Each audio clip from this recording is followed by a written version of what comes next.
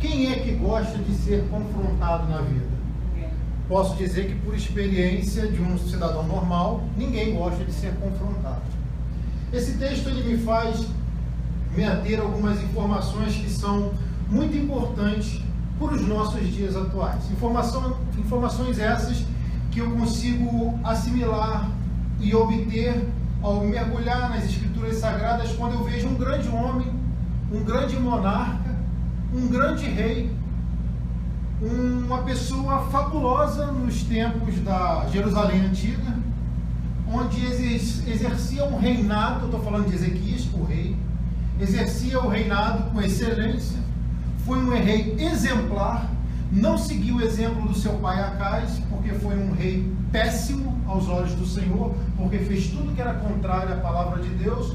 Foi um rei que resgatou a moral da cidade santa, resgatou o templo, abriu o templo que estava fechado, colocou ordem na casa. Olha que coisa interessante, um rei que colocou ordem dentro do templo, um rei que voltou a celebrar o Pêssar, a Páscoa, um rei que venceu o maior inimigo de Jerusalém, chamado Senaqueribe, e Deus pelejou por ele, matando os mais de 185 mil, só para mostrar o poder de Deus através de um anjo. Quem me entende, diga amém. Amém. Um rei que ele consegue servir a Deus, olha o que eu vou te falar e ouça, 14 anos ininterruptos. Imagina o que é você seguir a Deus por um mês sem tosquenejar, sem titubear. É fácil? Não é fácil. Um ano, mais difícil ainda, correto? Agora aí 14 anos. Eu tenho que ficar admirado com uma pessoa dessa. Um rei que para você chegar na presença dele, você tinha que pedir autorização aos serviçais. Um rei que para você chegar próximo dele tinha que ter autorização, senão você poderia ser passivo de morte. Era a cultura da época, fazia parte do cerimonial. E de repente esse rei, ele vai ficar o quê? Ele vai ficar doente. E com base naquilo que a irmã Cristina falou, é aquilo que muitas pessoas dizem por aí. Ué, se você serviu a Deus há tanto tempo, se você busca a Deus, se você é uma pessoa generosa, se você é uma pessoa amável, se você é uma pessoa boa, é uma pessoa dizimista, uma pessoa que faz as coisas do Altíssimo, por que veio esse mal sobre você? Por que hoje você enfrenta essa crise? Por que hoje você passa por essa enfermidade? Por que hoje você sofre tanto no seu relacionamento? Porque Deus não é contigo? Quem disse isso? Quem diz isso são pessoas desinformadas ou que não têm o que falar, o que fazer e passam a tomar conta da vida dos outros, esquecendo que a dela está se definhando e ficando para trás. Verdade. Porque não importa a forma como você está com Deus para as coisas acontecerem com você. Pastor, por que isso? É meio estranho? Não, é Bíblia, Eclesiastes 9:2. Eu canso de dizer isso. Tudo sucede igualmente a todos. O que sucede ao bom, sucede ao mal. O que sucede ao que é crente, sucede ao que não é crente. O que sucede ao que sacrifica, sucede àquele que não sacrifica. Porque todas as coisas acontecem de igual forma para com todos. É a mesma coisa que eu olhasse para Ezequias na hora que ele virasse: espera aí, olha a minha história de vida, que história é essa que eu vou morrer? Então entenda uma coisa, não é porque você está servindo a Deus, não é porque você está sendo uma boa pessoa, não é porque você tem um bom caráter, não é porque você é um exemplo, uma referência para a sociedade e para os seus familiares, que as coisas ruins não possam te atingir. Agora, uma coisa é certa, ela pode te atingir por um momento, mas não prevalece sobre você nem sua casa. Amém. Amém. Alguém entende? Recebe o que eu falo? Amém. É por um momento, são fases. A questão é que nós, mortais, só queremos viver fases boas. E por sermos ansiosos demais, digo isso por mim mesmo, sem hipocrisia nenhuma. Nós, por sermos ansiosos demais, queremos que o momento difícil passe logo. Mas a questão é, o que estamos fazendo para que o momento difícil passe? Para que a enfermidade passe? Para que a cura venha? Para que o amadurecimento chegue? A questão é pessoal. A questão é personal. A questão é individual. Romanos 14:12 diz que cada um de nós dará conta de si próprio a Deus. E para isso acontecer, esta questão individualista, ou seja, individual, nós precisamos aprender a sermos confrontados. Entendeu o introito? Amém. Então, você precisa aprender, como eu tenho tentado aprender, a ser confrontado. E na maioria das vezes que as lições chegam, é quando nós achamos que estamos cobertos da razão. Amém. Verdade ou não é? Amém. Glória a Deus. Imagina uma coisa, você tem um poder absoluto para governar um reino, uma nação, e chega lá um profetinha e diz, ó, bota a tua casa em ordem. E você vai pensar assim, quem é você para falar isso comigo? Acontece ou não acontece? Acontece. É verdade. Nós, na mesma hora, pensamos, peraí, o que é isso? E isso me faz entender o seguinte, que devemos aprender a ser confrontado, mas por quem? Será que esta pessoa que me confronta é um moleque? É um adolescente? Ou é uma pessoa que tem nome, história e legado? Será que esta pessoa que me confronta hoje está sendo usada por Deus para eu colocar a ordem na casa? Ou ela está fazendo isso para me tirar da graça e me fazer cair? Amém. Será que Deus está permitindo isso para o bem? Ou o inimigo, ou até mesmo a pessoa, está sendo usada pelo inimigo ou por ela mesma para poder te tirar da graça e te dizer, levar um desequilíbrio e te envergonhar perante a sociedade e perante a igreja do Senhor? A questão é nós sabermos absorver as lições que sobrevêm sobre nós, porque isso se chama confronto. Então, para nós sabermos lidar com cada situação que vem sobre nós, nós precisamos ter equilíbrio emocional, sermos sábios, calar na hora certa, mas também falar na hora exata. Glória a Deus. Então, quando o confronto vem, pensa, quem é essa pessoa aí? Imaturo, não tem história, não tem nome, entra por aqui, sai por aqui. Agora, quando a pessoa tem peso, quando a pessoa tem autoridade espiritual, quando a pessoa tem investidura, quando a pessoa tem amadurecimento, e de certa forma está falando coisa para você e até mesmo para mim, que mexe, que me confronta, eu devo fazer o quê? Refletir. Amém. Refletir se minhas condutas estão certas, refletir se meus posicionamentos estão bons, refletir se eu posso melhorar naquilo que me foi dito, mesmo eu não gostando. Quem me entende, diga amém. Amém. Está pesado hoje? Não. Então vamos melhorar um pouco mais, porque isso vai fazer eu obter aquilo que eu não queria que acontecesse, que é o caso na vida de Ezequias. Amém. Quem é que quer ouvir que quer morrer? Ninguém. Quem? Ninguém. Ninguém. Mas você pode olhar isso para um outro lado, um outro ponto de vista, como eu já disse isso. Ezequias era um homem tão abençoado, tão ungido, que ele foi avisado que ia morrer. É verdade. Ou seja, se você vai ser avisado que vai morrer, você vai começar a consertar o que estava errado, não vai? É Vai. verdade. Então, antes de ser avisado, vamos consertar? Glória a Amém. Deus. Amém. Porque a gente não precisa ser avisado da morte, porque um dia ela chega. É. A questão é que o profeta foi instruído por Deus para chegar na sala real e falar, olha, bota a casa em ordem, porque você vai morrer. Mais alto. Olha comigo aqui. Primeiro, Ezequias fica doente, sendo uma excelente pessoa. Não significa que você seja uma má pessoa porque você está doente. Não significa que você seja ruim porque você passa por isso aí que está passando. Não tem nada a ver uma coisa com a outra. Não tem nada a ver. Isso são coisas que mortais criam porque não tem o que fazer. Quem estuda, quem medita, entende que Deus é amoroso. Ele tem propósito em tudo aquilo que permite e faz. Amém. Amém. Então, Ezequias ficou no mínimo mais humilde ainda do que era quando estava doente, prestes a morrer. Alguém entende? Amém. Amém. Porque tem pessoas que falam, eu sou humilde, só de falar já perdeu a humildade.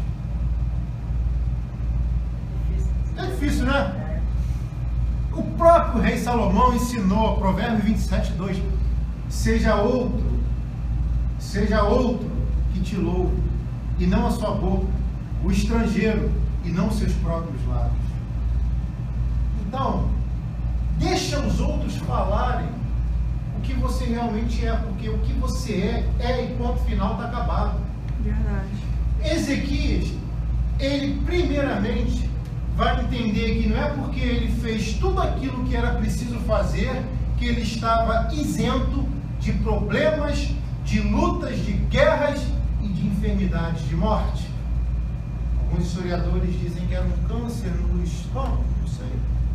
Mas a verdade é que quando ele fica doente, ele não atribui a Deus, ele não murmura, ele não lamuria ao fato de ficar, vou te abandonar porque aconteceu isso. 1 Coríntios 10, 10 diz exatamente assim: e não murmureis, como os teus antepassados murmuraram e foram destruídos pelo anjo da morte, o anjo destruidor. Murmuração só leva à destruição. Ezequias, ele entendeu que naquele momento ele precisava daquele confronto de um profeta, mas um profeta que tem nome, de um profeta que tem peso, de um profeta que tem história. Não é aleluia, não é qualquer um, não é um Zé Mané, não é um Zé Ninguém, não é um adolescente auto-intitulado sei lá o que. Não, é uma pessoa com peso e história. Isaías, filho de Amós, o maior profeta messiânico das histórias sagradas, das escrituras sagradas. E quando ele é confrontado, ele tinha poder de vida e morte, o rei Ezequias.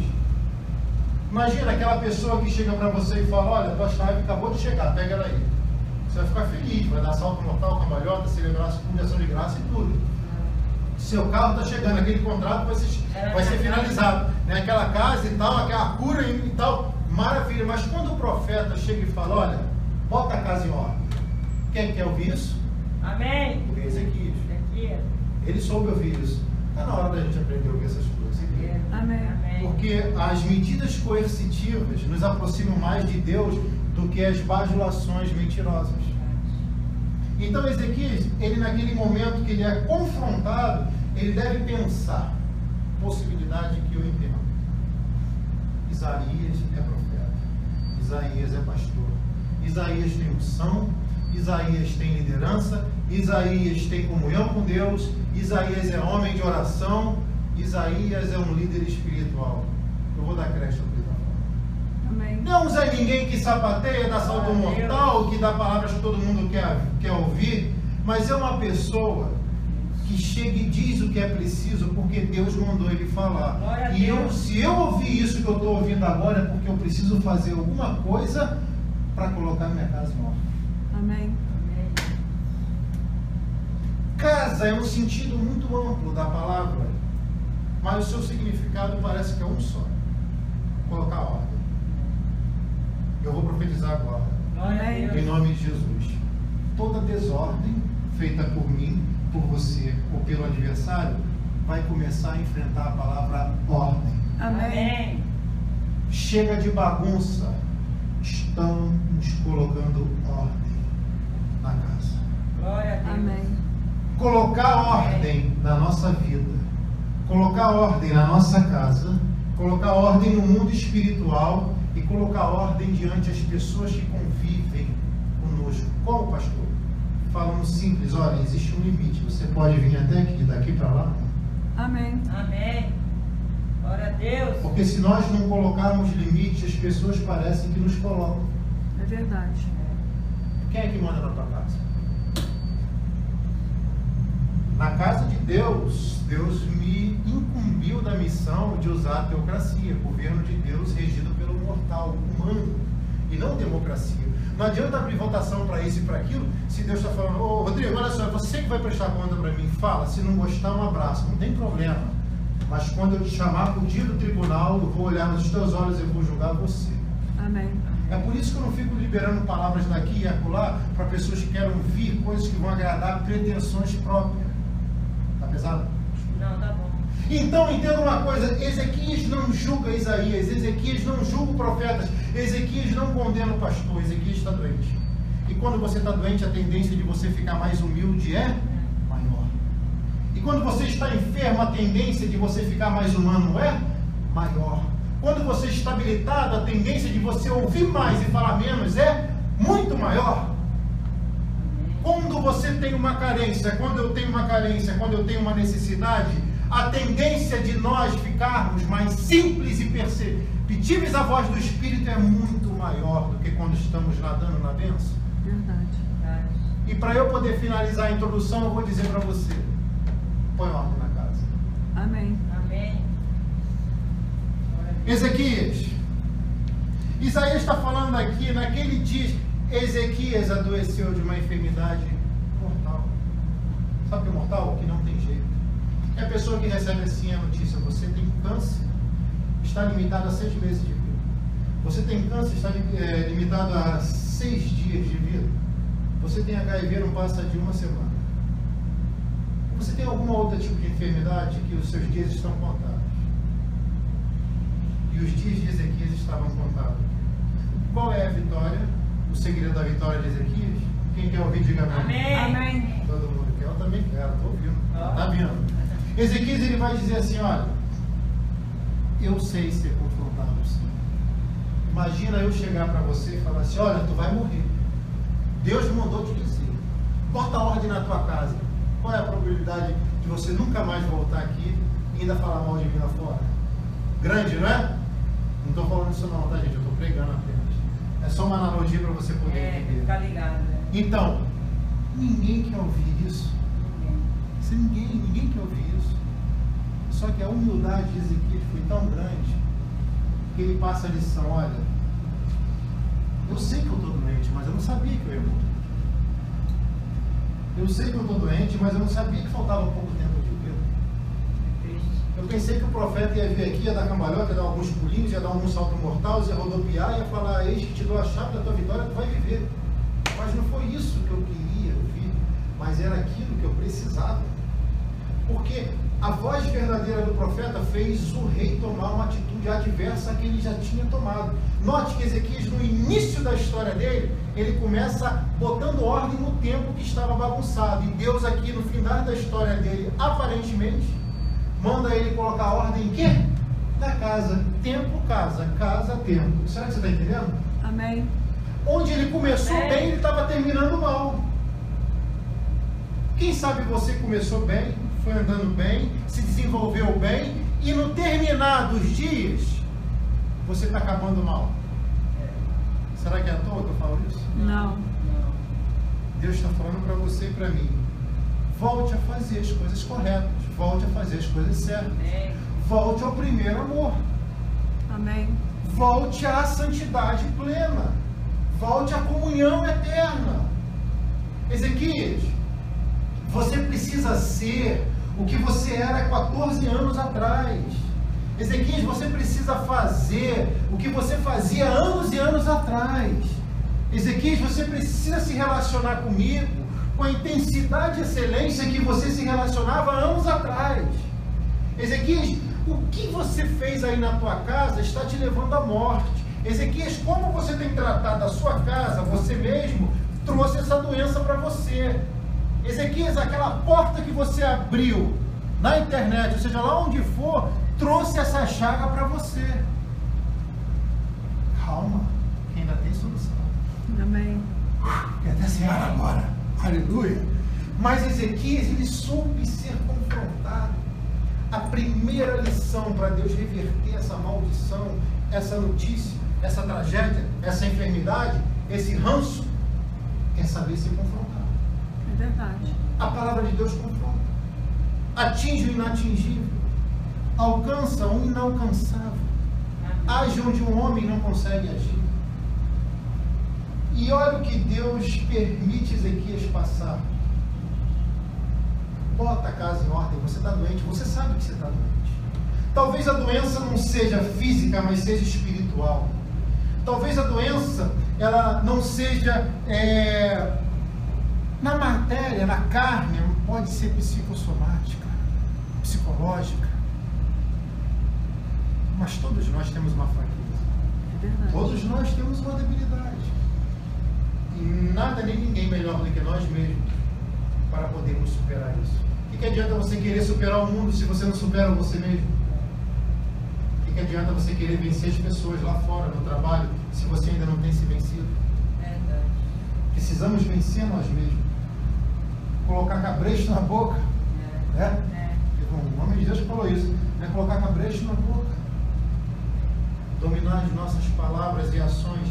E eu vou findar aqui a introdução para continuar domingo com a seguinte mensagem. A história de Ezequias. Deus falou assim para ele: olha, bota a casa em ordem porque você vai morrer. Aí você deve estar querendo saber, pastor, quando Deus fala através de um profeta, como foi o caso aqui, veja uma pessoa ter sido tão boa como ele foi, será que Deus pode desfalar? Será que Deus pode reverter o que ele disse que ia acontecer? Será que não vai haver uma contradição? Não. Olha que coisa interessante. Tudo aquilo que está acontecendo, já vou trazer para os dias atuais, para você entender o ganhar tempo, pode ser mudado a qualquer momento, mas não depende de Deus, depende de você. Amém. Ainda que um homem chegue para você e fale, vai acontecer isso, vai acontecer aquilo, e você fala, pastor, tem como mudar? Tem. E o segredo, e um dos segredos, eu posso te dizer, que é ser humilde como Ezequias foi. Não sair falando mal do profeta, não ficar dizendo calúnia do profeta, do pastor, não ficar inventando fofoquinha, tá? Ser humilde e primeiro saber ouvir. Porque tem pessoas que mesmo estando erradas, quando são confrontadas, tentam reverter a situação mostrando que estão certos, na verdade está tudo errado. Arrogância e soberba Deus não tolera. Isso é bíblico. Está no Salmos. Também, Ezequiel. Agora, para poder findar essa palavra, o segredo de Ezequias aqui foi que ele admite sim que está errado. Ele aceita a palavra de exortação. Quem quer ouvir exortação hoje, você da igreja? São poucas as pessoas. Fala, nossa, foi uma exortação, foi linda, mas se o culto fosse de só vitória e bênção, seria muito mais prazeroso, não é? Só que é um prazer rápido. Agora, quando a palavra confronta, parece que aquilo fica na nossa mente. Fica ali, ó. E de vez em quando, no meio da semana, a gente lembra. Nós vamos lembrando. E eu vou terminar aqui. Ezequias, ele vai ouvir o profeta Isaías, não vai falar mal do profeta, não vai julgar o profeta. E a Bíblia diz que Isaías dá o seguinte recado: assim diz o Senhor. Existe uma grande diferença entre o pastor falar assim, olha, vai acontecer isso, e outra é o pastor falar assim, assim diz o Senhor. Amém. Amém. Entendeu? O peso era muito grande. Quando Isaías disse, assim diz o Senhor, hoje se eu não sei da igreja, quando fala, as pessoas né, já abre achando que vai vir aquela. Mas nem sempre o que Deus fala agrada. Na maioria das vezes confronta. Quer ver uma coisa? As pessoas acham que quando se converte é mil maravilhas. Mas lá no início, no livro de Bereshit, de Gênesis, Deus vai dizer que por causa do pecado, do suor do teu rosto comerás o pão disso. É por aí, né? Tem que ser bom? Suor. Não quer suar, aí quer comer pão. É fácil? Amém. Comer é fácil, não dá. Comer quer, mas não quer suar. Né? Essa é outra mensagem. Então vamos findar essa daqui. Terminando. Ezequias. É verdade. Assim diz o Senhor. Não é você que está dizendo. É o Senhor que está dizendo através de você. Amém. Eu sei o que eu tenho que fazer. Ezequias está pensando e eu acredito nisso. Eu sei o que eu preciso fazer. E o que eu vou fazer, eu vou começar a fazer agora. Porque eu acredito que essa sentença de morte vai mudar. Amém. Amém. Ainda que não mude, eu vou mudar só para te agradar. Glória a Deus. Não importa se for favorável ou não. Se o Senhor vem me dar um alerta que eu preciso colocar ordem na minha casa, porque alguma coisa pode perecer, eu vou começar a mudar agora. Amém. Quem está disposto é só dizer amém. Amém. Amém, eu também estou. Amém. Esse é um dos segredos. Ser confrontado, julgar internamente se a pessoa que está nos confrontando está sendo usada por Deus, ou por ela mesma, ou pelo inimigo. Se for por Deus, acolhe. Tocha, é ruim, é horrível. Ninguém quer ser confrontado. Recebe aquilo, segura a onda para não perder a graça, ora, que é o segundo passo que eu vou pregar domingo, se Deus quiser, que Ezequias fez. Primeiro passo, recebe a notícia, respira fundo. Se Deus permitiu, se Deus usou, é igual aquele lance de Davi, quando eu estava andando no meio de um monte, um camarada tacando pedra nele. E o soldado, mata esse Zé Ninguém. Não. E ele começa a xingar o rei. Olha só. Aí, Davi, peraí. Quem sabe Deus está usando ele para me chamar a atenção para mudar alguma coisa. É difícil. Mas note que os grandes reis tiveram essa atitude. Alguém me entende? Amém. Quer ser grande? Seja pequeno primeiro. Então Davi e Ezequias nos ensinam. O primeiro passo: saiba ouvir, ser confrontado, ver se a pessoa que te confronta é ungido, é usada por Deus, e você acate isso, mas faça o segundo passo, que é fazer o que Ezequias fez, e eu vou continuar domingo. Amém. Oração. Não adianta você ficar assustado com a notícia, nem eu ficar assustado. Porque se Deus falou, Ele pode permitir isso, porque talvez só assim eu e você poderíamos mudar da forma como Ele quer para poder atingir as promessas que Ele já deliberou sobre nós. É verdade. Então, tudo que está acontecendo ao nosso redor, na nossa vida e com a nossa família, tem um propósito. E hoje Deus vai te dar unção, como já está dando, para você saber administrar isso que antes você não conseguia administrar. Glória a Deus. Em nome de Jesus, Amém. Deus te abençoe. Eu vou orar por você que colocou seu